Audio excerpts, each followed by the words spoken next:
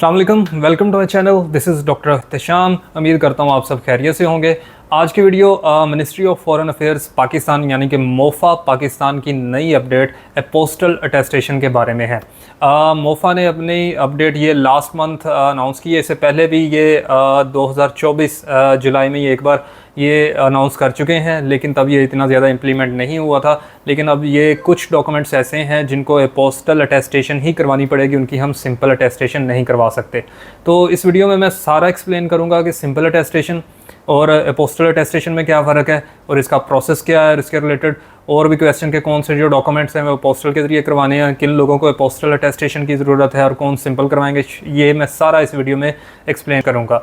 और वीडियो के एंड में मैं कोशिश करूँगा कि लैपटॉप की स्क्रीन रिकॉर्डिंग करके एक पोस्टल अटेस्टेशन का प्रोसेस वो भी मैं इस वीडियो के एंड में डाल दूँ ताकि आप लोगों के लिए आसानी हो जाए। तो सबसे पहले हम देखेंगे कि पोस्टल अटेस्टेशन है क्या, तो और सिंपल और पोस्टल अटेस्टेशन में फ़र्क क्या है। सिंपल अटेस्टेशन ये है कि आप पहले सीधा मिनिस्ट्री ऑफ फॉरेन अफेयर्स के ऑफिस जाते थे, जिस सिटी में ये अवेलेबल थे, जैसे कि लाहौर, तो आप वर्किंग डेज़ में लाहौर जाते थे, आप वहाँ लाइन में लगते थे, वहाँ पे आपको टोकन वगैरह मिलते थे, वो लगवा के आप तकरीबन एक ही दिन में या नेक्स्ट डे में अपना सारा प्रोसेस यानी कि डॉक्यूमेंट अटेस्ट करवा के वापस आ जाते थे। तो ये थी हमारी वॉक इन या सिंपल अटेस्टेशन। लेकिन मोफा ने अपनी नई अपडेट में कुछ डॉक्यूमेंट्स जैसे कि पुलिस क्लियरेंस सर्टिफिकेट के लिए कहा है कि इनकी पोस्टल अटेस्टेशन लाजमी है, आप सिंपल यानी कि वॉक इन अटेस्टेशन नहीं करवा सकते। ये इन्होंने क्यों कहा है इसका मुझे नहीं आइडिया, लेकिन इन्होंने ये लिखा था कि ये आवाम को फैसिलिटेट करने के लिए, अब पता नहीं किस तरीके से ये फैसिलिटेट कर रहे हैं। अगर मोफा ने कहा है फैसिलिटेट कर रहे हैं तो मान लेते हैं। खैर, इसका मैं आगे थोड़ा एक्सप्लेन कर दूँ। अकॉर्डिंग टू मोफा के अगर आप पोस्टल अटेस्टेशन करवाते हैं डॉक्यूमेंट्स की, तो इसमें से आप कुछ डॉक्यूमेंट्स ऐसे होते थे जब आप फॉरेन कंट्रीज़ के लिए अप्लाई कर रहे होते थे तो आपको उस कंट्री की एम्बेसी से, यानी कि अगर आप ओमान के लिए कर रहे हैं तो ओमान की एम्बेसी से, चाइना के लिए कर रहे हैं तो चाइना की एम्बेसी से आपको वो दोबारा टेस्ट करवाने पड़ते थे। लेकिन अकॉर्डिंग टू मोफा अगर आप पोस्टल अटेस्टेशन करवाते हैं तो आपको ये सारा काम इसी के अंदर हो जाएगा, आपको दोबारा एम्बेसी से अटेस्ट करवाने की ज़रूरत नहीं है। खैर, ये भी बात पॉइंट नोट करना चाहिए कि पोस्टल अटेस्टेशन के कुछ चार्जेस भी एक्स्ट्रा हैं और इसका थोड़ा प्रोसेस भी लंबी ड्यूरेशन का है, वो भी मैं आगे जाके बताऊँगा। तो फिलहाल हम डिफरेंस की तरफ चलते हैं। पहला तो आपको एक्सप्लेन कर दिया कि सिंपल अटेस्टेशन ये थी कि आपने सीधा मोफा के ऑफिस में जाना है, वहाँ से आपने विद इन 1 डे और या नेक्स्ट डे आपने सारा प्रोसेस करके वापस आ जाना है। बहुत ही सिंपल तरीका था। तो पोस्टल अटेस्टेशन में डिफरेंस ये है कि इसके 2 प्रोसेस हैं। पहला प्रोसेस तो ये है कि आप जिस तरह HEC के पोर्टल पर अपनी डिग्रीज़ वगैरह अपलोड करते हैं और वहाँ पे अटेस्टेशन के लिए अप्लाई करते हैं, आपको अपॉइंटमेंट की डेट मिलती है, तो सेम इसी तरह आपने मोफा के लिए भी इनके पोर्टल पर पहले साइन अप करना है और वहाँ पर आपने अपने डॉक्यूमेंट्स अपलोड करने हैं जिनकी आपने पोस्टल अटेस्टेशन करवानी है। तो वो आगे से आपको अपॉइंटमेंट देंगे, तो फिर वो आप जिस अपॉइंटमेंट की डेट होगी वहाँ पे आपने चले जाना उस डेट पर और जाके टेस्ट करवा लेने हैं। सेकंड इसका प्रोसेस ये है कि आप किसी भी थर्ड पार्टी कोरियर कंपनी की सर्विसेज ले सकते हैं। मैं साथ में स्क्रीनशॉट ऐड कर दूंगा कि मोफा की ऑलमोस्ट 3 से 5 के दरमियान कोरियर कंपनीज़ के साथ कॉन्ट्रैक्ट है जिनकी आप सर्विसेज लेकर अपने डॉक्यूमेंट्स पोस्टल अटेस्टेशन करवा सकते हैं। लेकिन इनकी ऑलमोस्ट फ़ी भी कुछ ज़्यादा है और ये प्रोसेस भी मैं आगे एक्सप्लेन कर दूंगा ये किस तरह है और इस पर टाइम भी ज़्यादा लगता है। अब नेक्स्ट क्वेश्चन ये आता है कि कौन से डॉक्यूमेंट्स हैं जिनकी हमें पोस्टल अटेस्टेशन करवानी है और कौन से हैं जिनकी ज़रूरत नहीं है। तो फिल वक्त जो न्यूज़ मिल रही हैं उनसे पता ये चल रहा है कि जो लोग चाइना में स्टडी वीज़ा पे अप्लाई कर रहे हैं, फ़िलहाल सिर्फ चाइना में, वैसे तो ये बाकी स्टडी वीज़ा वाले स्टूडेंट्स के लिए भी मसला होगा, लेकिन फिल वक्त चाइना वाले ये फेस कर रहे हैं कि जो लोग चाइना में स्टडी वीज़ा पे अप्लाई कर रहे हैं उनको पुलिस क्लियरेंस सर्टिफिकेट की पोस्टल अटेस्टेशन ही करवानी पड़ेगी। और नेक्स्ट इसमें यह भी हो सकता है कि बाकी स्टूडेंट्स जो अप्लाई कर रहे हैं जिनको क्लियरेंस सर्टिफिकेट की ज़रूरत है, तो पुलिस क्लियरेंस सर्टिफिकेट की ज़रूरत है, उनको भी पोस्टल अटेस्टेशन की तरफ जाना पड़े।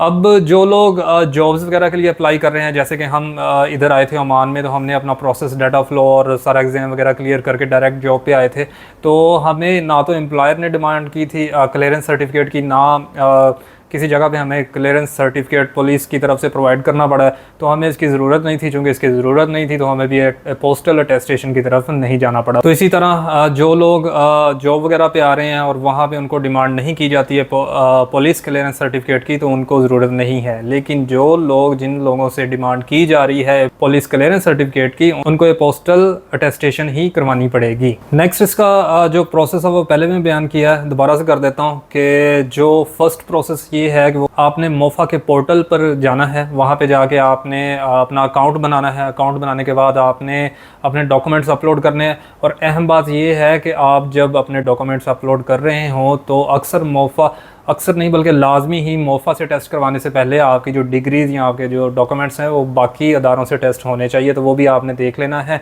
उसकी भी मैं जब स्क्रीन रिकॉर्डिंग डालूंगा लैपटॉप से तो उसमें मैं आप लोगों को दिखा दूंगा, चेक करने का तरीका भी बता दूंगा कि अटेस्टेशन करवाने से पहले आपने कौन कौन सी इंपॉर्टेंट जो चीज़ें देखनी है वो सारा भी मैं आपको गाइड कर दूंगा। सेकेंड प्रोसेस सिंपल, उसका मैं स्क्रीनशॉट लगा देता हूँ साथ। वो आपने देख लेना है कि इसमें 3 से 5 के दरमियान कोरियर कंपनीज़ हैं जिनके थ्रू आप सीधा उनके ऑफिस जा सकते हैं, जैसे कि TCS है और MNP है, वहाँ पे आप जा सकते हैं। लिपर्ड्स भी है आई थिंक, वहाँ पर आप जा सकते हैं। उनका आप एक एक्स्ट्रा फॉर्म फिल करना पड़ेगा, वो आपने फॉर्म फिल करना है, उनको आपने पैसे देने हैं। पैसे देने के बाद वो सारा आपका प्रोसेस करवा देंगे। हाँ, इसमें टाइम ज़रूर लगता है, तकरीबन 2 से 3 हफ्ते इसमें लाजमी लग ही जाते हैं। तो अभी नेक्स्ट चलते हैं पोस्टल अटेस्टेशन के अप्लाई करने के प्रोसेस पर। उस पर मैं सारा आपको बता दूंगा, लेकिन अगर आपको फिर भी कोई इसमें मुश्किल आ रही हो तो आप क्वेश्चन कर सकते हैं, कमेंट्स में वो क्वेश्चन लिख सकते हैं, बाद में उसका वहीं पर आंसर कर दूँगा। अच्छा जी, अभी हम चलते हैं पोस्टल अटेस्टेशन के पोर्टल वाले प्रोसेस की तरफ कि हमने पोर्टल पर जाके साइन अप करके कैसे करना है। तो सबसे पहले आपने postal attestation MOFA Pakistan search कर लेना है। वैसे तो आप डायरेक्ट मोफा की वेबसाइट पर भी जा सकते हैं और वहाँ से फिर पोस्टल अटेस्टेशन के सेक्शन पे आ सकते हैं। लेकिन इजी ये है कि आप पोस्टल अटेस्टेशन मोफा पाकिस्तान लिखें, वो डायरेक्ट आपको उसी लिंक पे ले आएगा। पहला लिंक है, आपने इस पर क्लिक करना है। क्लिक करने के बाद यहाँ पे साइन अप का प्रोसेस है। अच्छा, इस पे आने से पहले मैं आपको ना कुछ पॉइंट्स बता दूं। पहले तो इधर देखें, डॉक्यूमेंट्स पे आए। डॉक्यूमेंट्स की लिस्ट दी गई है यहाँ पर, सारे डॉक्यूमेंट्स जिनकी मोफा टेस्टेशन या पोस्टल अटेस्टेशन प्रोवाइड करता है, वो सारी लिस्ट दी हुई है। पर्सनल डॉक्यूमेंट्स, जैसे पर्सनल डॉक्यूमेंट्स में मैरिज रजिस्ट्रेशन सर्टिफिकेट, निकाहनामा, divorce certificate, unmarried certificate, birth certificate, death certificate. इस तरह लीगल डॉक्यूमेंट्स में power of attorney and affidavits. Educational documents में आपकी SSC HSSC certificates, university degrees, technical skills. तो ये सारी लिस्ट दी हुई है, यहाँ से आप चेक कर सकते हैं। अच्छा, मैं पहले बताया था, दोबारा से बता देता हूँ कि मोफा से डॉक्यूमेंट्स अटेस्ट कराने से पहले लाजमी होता है कि वो मुतलका अदारों से अटेस्ट हुए हों। तो वो आपको कैसे पता चलेगा कि कौन से डॉक्यूमेंट्स आपने किस मुतलका अदारे से करवाने हैं? तो आपने यहाँ पे आ जाना है चेकलिस्ट पे। चेकलिस्ट पे आप क्लिक करेंगे तो ये सारी डिटेल दी हुई है। जैसे कि ये एजुकेशनल डॉक्यूमेंट्स हैं, तो इनमें मैट्रिक और इंटरमीडिएट का लिखा हुआ है।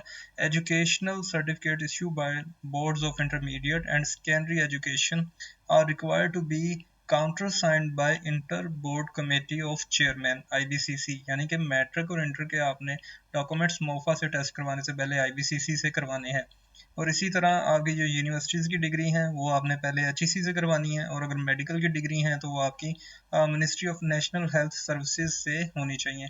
इस तरह आपके जो सर्टिफिकेट्स हैं टेक्निकल स्किल्स के, वो आपके NAVTTC यानी कि national vocational and technical training commission, यहाँ से टेस्ट होने चाहिए। तो ये सारी डिटेल नीचे दी हुई है, आप यहाँ से चेक कर सकते हैं, सारे डॉक्यूमेंट्स का इधर लिखा हुआ है। तो अभी नेक्स्ट पार्ट पे चलते हैं। यहाँ पे है पोस्टल कंट्री लिस्ट के कौन कौन से कंट्रीज़ के लिए पोस्टल सर्विसेज दी जा रही हैं, यानी कि जिस कंट्री के लिए आप अप्लाई कर रहे हैं। फ़र्ज़ कर लें कि आप ओमान के लिए कर रहे हैं, तो यहाँ पे ओमान सर्च करेंगे तो ये देखें ओमान भी है इधर। तो ये सारे कंट्रीज़ की लिस्ट दी हुई है, आप यहाँ से चेक कर सकते हैं। और इसके बाद फ़ी डिटेल्स आ जाती है। फ़ी डिटेल्स में देखेंगे पर्सनल डॉक्यूमेंट्स 3000 है, लीगल डॉक्यूमेंट 4500 है, एजुकेशनल डॉक्यूमेंट 3000 है, कमर्शियल डॉक्यूमेंट 12000 है, एक्सपीरियंस सर्टिफिकेट 3000 है। तो ये सारी डिटेल इधर दी हुई है, तो यहाँ से आप चेक कर सकते हैं। अब इसमें एक और इम्पोर्टेंट बात बता दूं, ये 3000 मतलब एक डॉक्यूमेंट की है, यानी कि अगर हम एजुकेशनल डॉक्यूमेंट पे आए तो 3000 का मतलब ये है कि अगर आप एक डॉक्यूमेंट अटेस्ट करवा रहे हैं, आपके पास एक डिग्री है तो उसकी 3000 है, दो है तो उनकी 6000 हो जाएगी, तीन है तो 9000, चार है तो 12000 हो जाएगी। अब पहले जो वॉक इन प्रोसेस था उसमें तो इजीली ये था कि आप जाते थे उधर, तकरीबन 20-30 रुपए की टिकट्स थी, बस वही लगती थी और उन्हीं से भी अटेस्टेशन हो जाती थी। खैर ये वाला थोड़ा कॉस्टली हो जाता है, बट अभी भी वॉक इन प्रोसेस चल रहा है। सिर्फ मैं पहले भी बताया है कि जो पुलिस क्लियरेंस सर्टिफिकेट है उसके लिए पोस्टल अटेस्टेशन डिमांड की जा रही है कि वो लाजमी वो होनी चाहिए।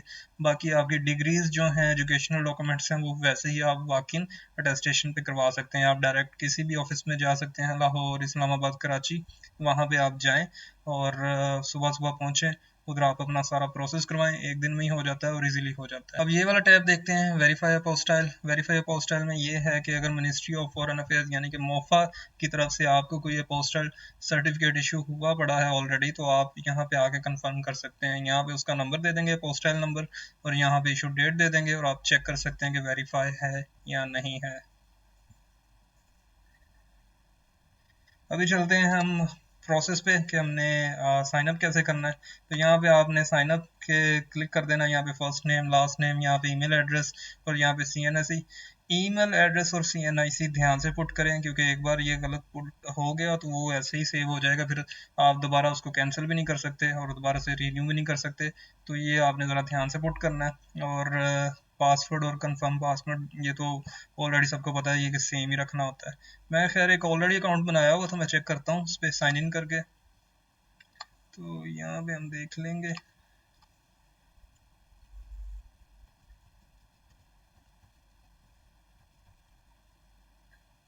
यहाँ पे हमने साइन इन कर देना है। लेकिन यहाँ पे इस तरह का आ जाएगा पोर्टल। अब यहाँ पे एक और इम्पोर्टेंट चीज़ है, अगर मैं माई एप्लीकेशन की तरफ जाऊँ तो यहाँ पे आ जाएगा please complete your basic profile to submit your application. यानी कि आप एप्लीकेशन ऐसे फॉरवर्ड नहीं कर सकते, आपको अपनी प्रोफाइल कंप्लीट करना पड़ेगी। तो आप इधर आएंगे, यहाँ पे आप अपनी प्रोफाइल पे सिलेक्ट करेंगे। प्रोफाइल सेलेक्ट करने के बाद ये आपकी बेसिक डिटेल्स हैं, फर्स्ट नेम, लास्ट नेम ये ऑलरेडी है आपका, CNIC नंबर इधर दिया गया होगा, ये मैं डमी डाला था तो खैर ये अभी ऐसे ही चलने देते हैं क्योंकि ये अकाउंट यूज़ नहीं करना। तो उसके बाद फिर ये प्रोविंस और CNIC की आपने इधर पिक्चर भी अपलोड करनी है और अपनी पिक्चर भी अपलोड करनी है। क्योंकि ये डमी अकाउंट बनाया है तो इसमें मैं आगे प्रोसीड नहीं करूँगा। तो ये सारा आपने यहाँ से चीज़ें अपलोड करके अपडेट कर देना है। अपडेट करने के बाद फिर आपने आना है माई एप्लीकेशन के प्रोसेस पे। यहाँ पे जब आप आ जाएंगे तो बिल्कुल इजी सा प्रोसेस है, सिंपल सा है। वहाँ पे बताया गया होगा कि कौन कौन से डॉक्यूमेंट्स हैं, वो आपने डॉक्यूमेंट्स अपलोड कर देने हैं। डॉक्यूमेंट्स अपलोड करते वक्त ध्यान रखिएगा कि अगर वो IBCC या HEC या किसी भी इदारे से टेस्टेड हैं तो वो स्टैंप वाली साइड भी आपने उनकी अपलोड करनी है, तो वो लाजमी है। तो वो जब आप अपलोड कर देंगे तो आपको अपॉइंटमेंट की डेट मिल जाएगी। तो जिस डेट आपकी अपॉइंटमेंट होगी उसी दिन आपने चले जाना है और वहां से जाके आपने टेस्ट करवा लेने हैं। खैर ये इसका लंबा प्रोसेस है थोड़ा पोर्टल पर साइन अप करने का। तो अगर आपके पास टाइम हो तो आप इजीली इनकी जो थर्ड पार्टी कोरियर सर्विसेज हैं उनसे भी आप फ़ायदा उठा सकते हैं। उनकी मैं लिस्ट दिखा देता हूँ आपको। तो आपने ये लिस्ट है उनकी, TCS है, गैरीज इंटरनेशनल है, एक्सीलेंट कोरियर सर्विस है, लेपर्ड कोरियर सर्विस है, MNP एक्सप्रेस लॉजिस्टिक्स हैं। तो आपने इनमें से किसी के भी ऑफिस चले जाना है, वहाँ पे जाके आपने अपने डॉक्यूमेंट्स लेने हैं, ये आपको फॉर्म देंगे और आपको फीस बताएंगे, आपने फीस पे कर देनी है उधर ही। तो ये आपका प्रोसेस खुद से कर देंगे, आपको कोई साइन अप करने की ज़रूरत नहीं, कोई कुछ करने की ज़रूरत नहीं, ये सारा काम आपका कर देंगे और बाद में आपके डोर स्टेप पे ये डिलीवर भी कर देंगे आपके डॉक्यूमेंट्स। बट ये है कि इसमें लग जाते हैं 2 से 3 हफ्ते। बस ये है कि टाइम थोड़ा लगता है, लेकिन ये हेडेक वाला काम नहीं है, बड़ा इजी सा है। अगर आपके पास टाइम हो तो आप ये करवा सकते हैं। अब मैंने कोशिश की है कि इस वीडियो में सारी डिटेल्स बताने की, लेकिन आपका फिर भी इस पे कोई कंफ्यूजन हो, कोई क्वेश्चन हो तो आप कमेंट्स में नीचे पूछ सकते हैं, मैं कोशिश कर दूंगा मैं वहाँ पे आपको रिप्लाई कर दूं।